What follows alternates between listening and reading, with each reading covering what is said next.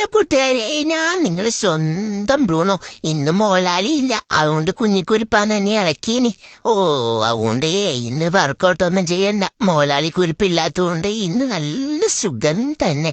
കുഞ്ഞിപ്പെണ്ണ് പാവാണ്, അവൾ എന്നെ കൊണ്ടൊന്നും ചെയ്യിക്കൊന്നുമില്ല. ഞാനും കുഞ്ഞിപ്പെണ്ണും കൂടി ഇങ്ങനെ നടക്കുവായിരുന്നു.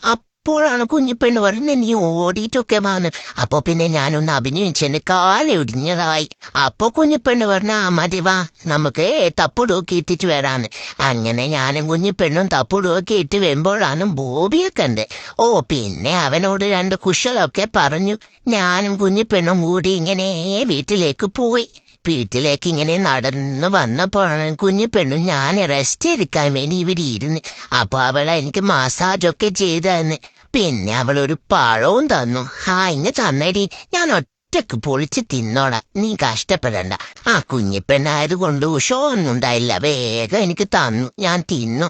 അവൾ പറയുന്ന പോലെ വേഗം ഞാൻ എന്റെ വീട്ടിൻ്റെ ഉള്ളിൽ കയറി.